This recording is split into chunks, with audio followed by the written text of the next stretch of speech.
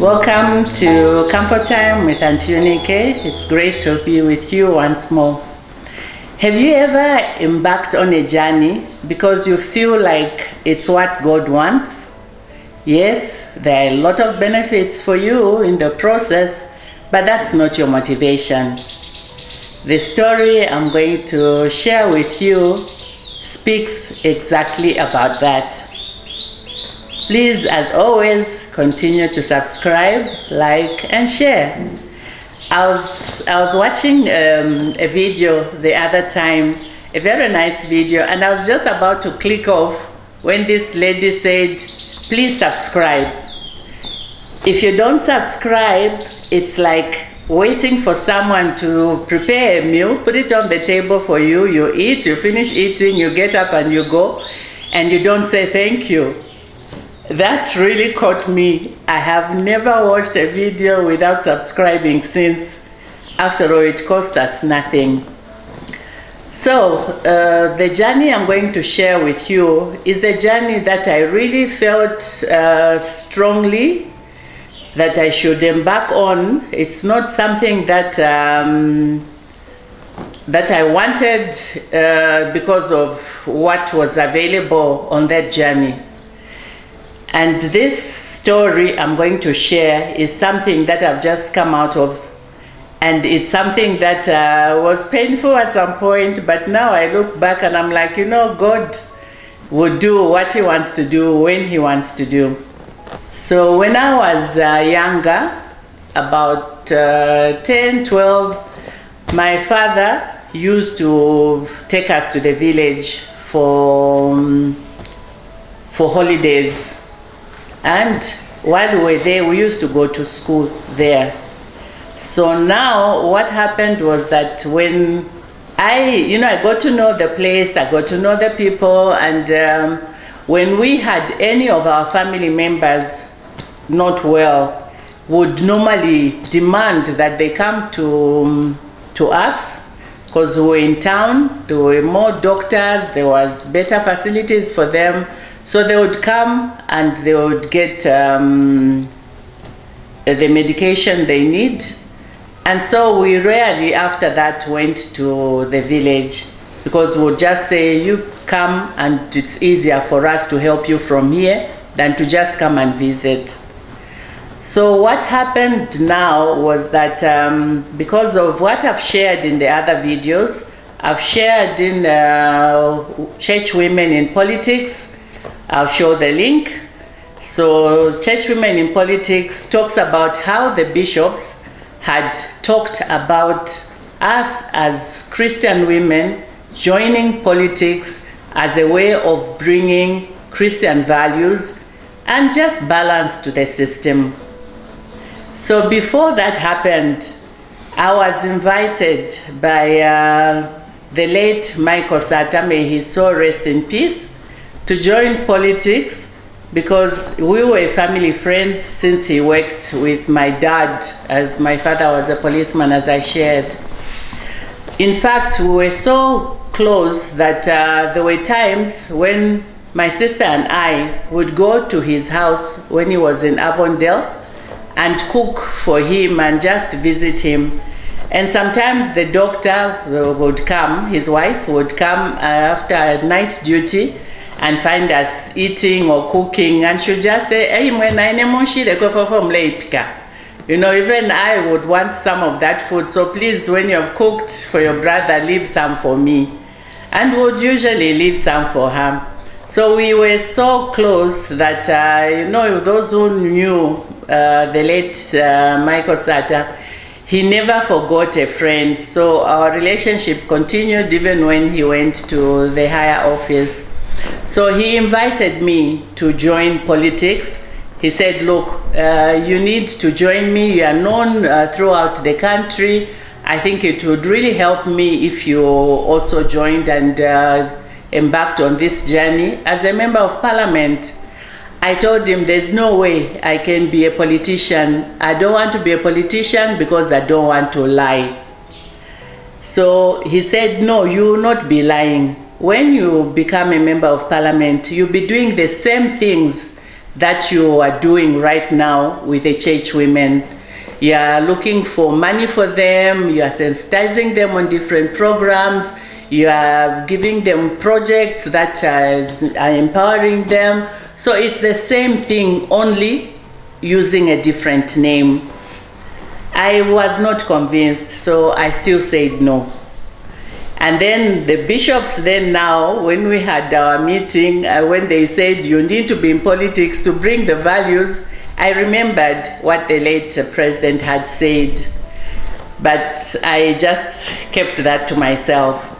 So now, when my uncle got very ill, my parents and my sisters went to see my uncle in the village, and they found that he was quite ill, and he refused to come with them so that we could get help for him from here. So now he was asking for me. And so when mom came back, she said, look, your uncle is asking for you. My uncle and I had a very special bond. Every time he came to town, he made sure that he had 2 parcels, one for the family and one specifically for me.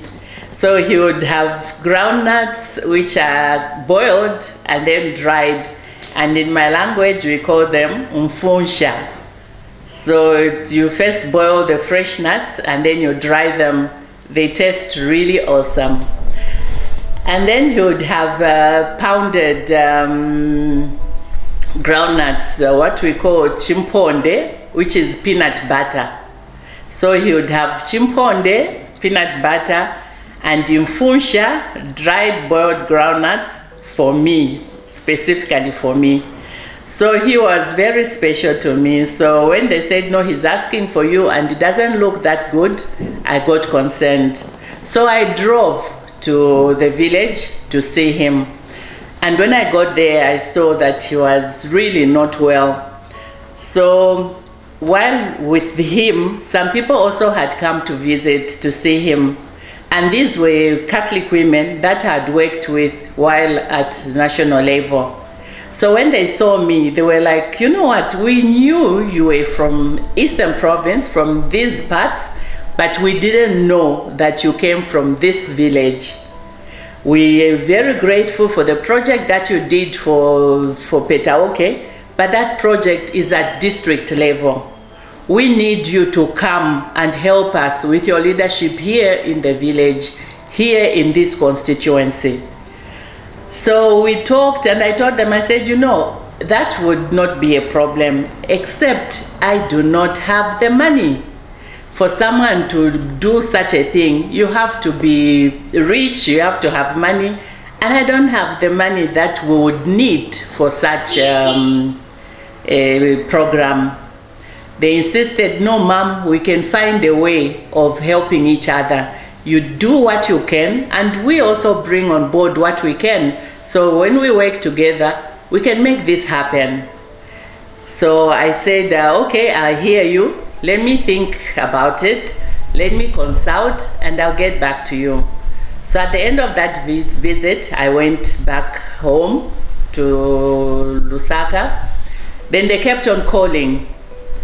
The next time I went actually, I'd consulted, I'd looked at so many issues, and I was thinking, no, I think I can't do it. I need resources, which I don't have.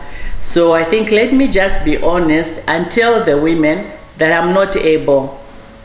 I went, got to the village, and spent a night, but in the morning, to my surprise, the whole veranda was full of women waiting for me.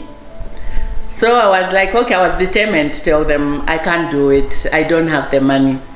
But they were there, and before I could even say anything, they started saying, Mom, we know you're tired, we know it's a long journey, so we've just come to tell you that we've set up clubs, we've set up groups, and all this is in place. So please, we're just counting on you to embark on this program so that we can get things done. They didn't even give me a chance to say I'm not able or I can't. So now I said, okay, let's see how far we go. Then now on my way back home, I was thinking it was not possible for me to tell them no when everybody was there. So when I go back home, I can just call and tell them, I hear you, but it just can't work. So I came home, and on my way home, I started now having a lot of second thoughts. I started thinking, what if it's God who is asking those women to ask me? What if this is what God wants? Because yes, I have the capacity to lead the constituency in the way that would benefit everybody. I know about healing the community, I know about projects, I know what they need, because when I was there, the women insisted we visit the other nearby villages, and I saw the need. And I was thinking maybe the problem that we had was that the leaders who had been there before had not been as exposed as I am.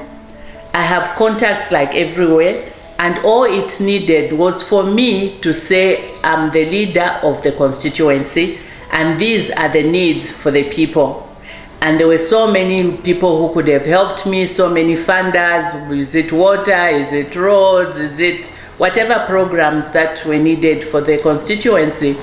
So I started feeling, am I saying no to God? I really wouldn't have any peace. And I started, now I couldn't even call back to say I'm not going to do it. I said, okay, Lord, if this is you, then I'll do it.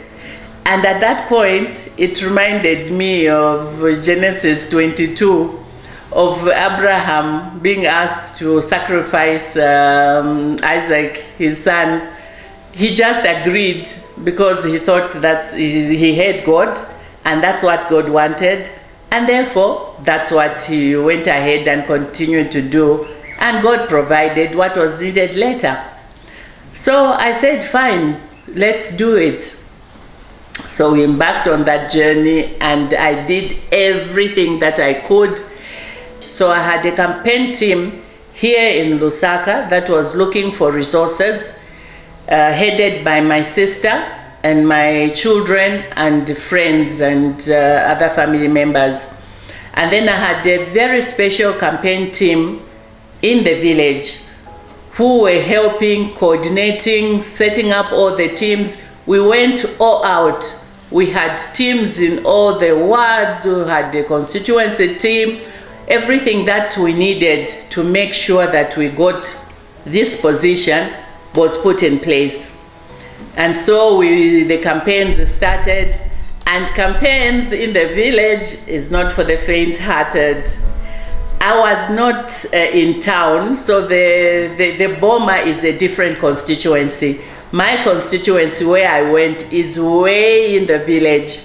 So we were sleeping on the floor, cooking on the blazer, cooking on the logs, bathing in the open air showers, and sometimes the pig would come in because the barrier is so light, it's just grass.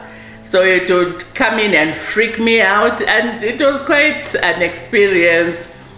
So I enjoyed that, and I think having been a leader at national level for the Catholic women prepared me for such, because as a leader we traveled the entire country in all the provinces, and there were areas where we went where we did not have the facilities that are in town.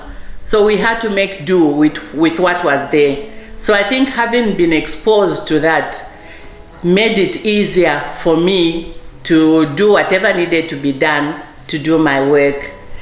And I'm so grateful to those who contributed. There are some who went way out, whom without their help I'd have had a very rough time. But they had faith in me. They had faith in that I was capable of doing good for the constituency should I get the position.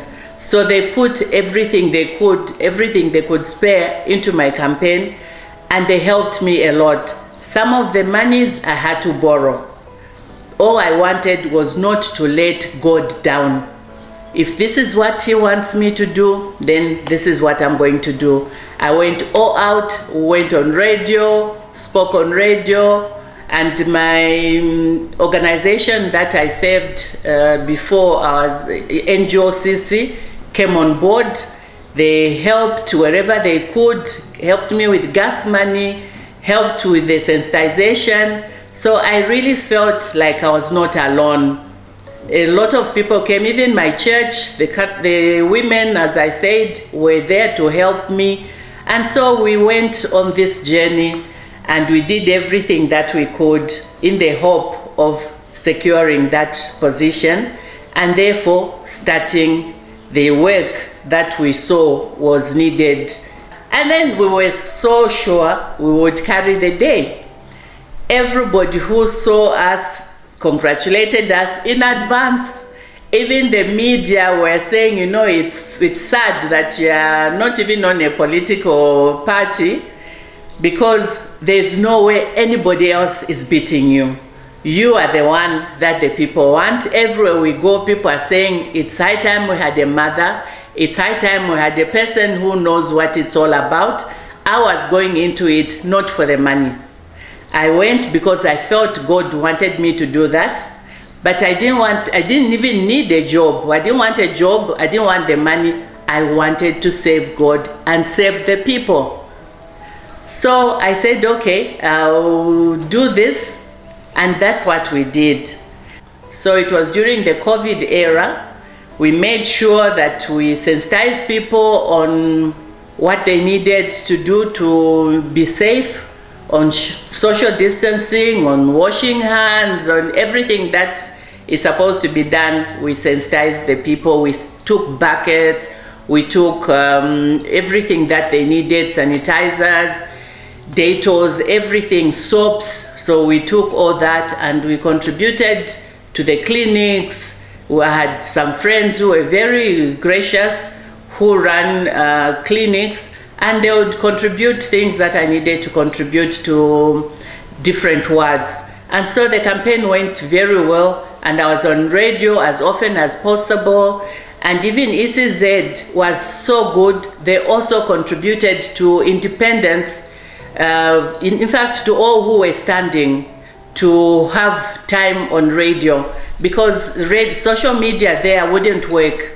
People listen to the radio, they wouldn't listen to Facebook or these other programs, because some of them don't even have the phones.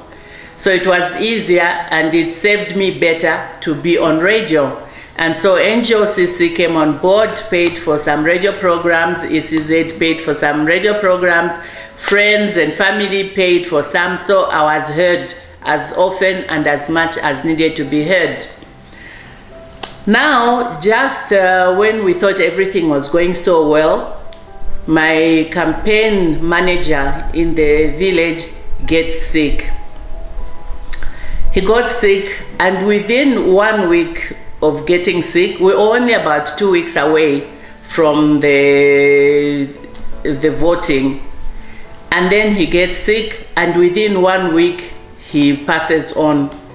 It was so difficult for me, because he was someone I depended on so much, but we were at a point where I could not even mourn him. I was so heartbroken, I was so sad, but we needed to move on. And so we moved on, we continued, and my second daughter came to join me at that point, and she took on the position of the campaign manager. So she set out all the areas where we needed the leaders to be, how they were going to be paid, what needed to be done. So all that she set up, and she was someone that is very capable. So she did that, and we said this is not a time for us to mourn. We did all we could, buried our brother peacefully, beautifully, and then we continued knowing time for us to mourn would come later. And so that's what we did. And then the voting started. and we were very sure, we were very comfortable. We knew we were carrying the day.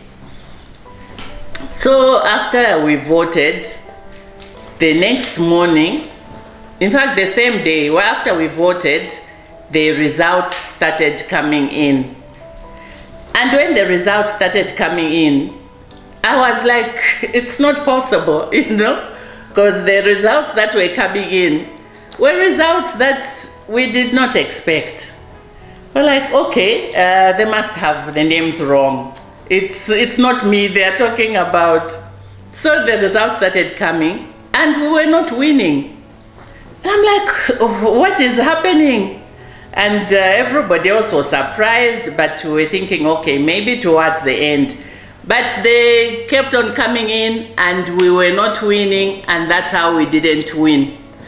And so the next day, I was now preparing to come back. So I needed to say bye to my team leaders. I needed to say bye to my family and tell them it didn't happen. We tried, but it didn't work. So I don't know what God has for us, but definitely this is not what God had for us. Because I firmly believe nothing, and I said nothing happens to me that God has not okayed. So if it didn't happen, it means that's not what God wanted for me. Maybe it was a test, like in Abraham, to see that I was going to really obey, because my going there was in obedience to God. So I said, God has something else for us. Definitely this is not it. Otherwise we'd have made it happen. I mean, he has the power. So it didn't happen, and we were okay with that. We went around, said bye. Some were sad, you know, and we didn't really understand. I was sorry that I was not going to bring the things I wanted to bring to the constituency, but which I'm hoping I can still do with the help of whoever is there. If they will accept that I help them, I'm still willing to help them. But I thought, okay, so this era is gone. And this is how I came back. This is how now I was thinking my plan was to help people, to encourage people, to uplift people's lives. And I'm a psychosocial counselor. So that didn't work, but I can still help people in other ways. So that's how now everything was set in place for my counseling. I was counseling people on a one-to-one basis, but I started feeling all this counseling that I'm doing, I'm reaching very few people. And originally I had a plan. For those who have seen my video, Heal Your Community, I was hoping that in my constituency, I would showcase how you can heal your community so that other constituencies can come and copy and duplicate what we have done. So now I said, okay, I can still help through my counseling. And that's how I started with the counseling, 2-3 people every day. And I felt I'm really not going anywhere. So I'm not touching as many people as I would like to. And then I had a light bulb moment. I said, yes, I can do a YouTube channel. And there I can help everybody. So I do a YouTube channel, but then the problem was when I'm counseling people according to their issues. So when I open a YouTube channel, how am I going to go about it? Then I remembered when I'm at programs like retreats or camp meetings, I share my life stories. And my life stories seem to encourage people. And so I would do a YouTube channel, a lifestyle YouTube channel, where I'll share my life stories, where I can now help all those people that I can help. And you know what?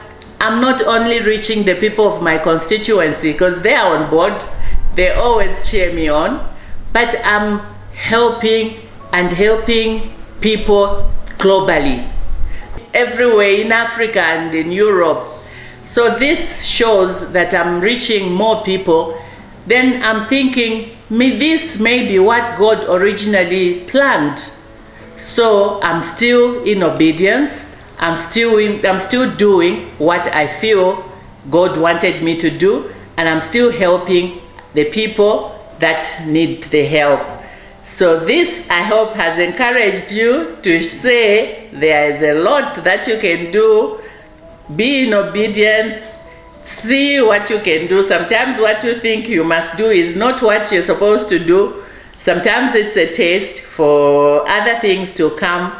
But when you obey God, He will guide you. The Holy Spirit will lead you. And eventually you will get to do what you were meant to do. This has been an awesome time for me. I'm loving every minute of it. It doesn't feel like work. If I'd been an MP, I was going to have to be waking up very early, making programs, begging funders, doing all sorts of things. I was going to be like super busy. But this I can do from the comfort of my home, in my own time, and still serve God. So God, thank you.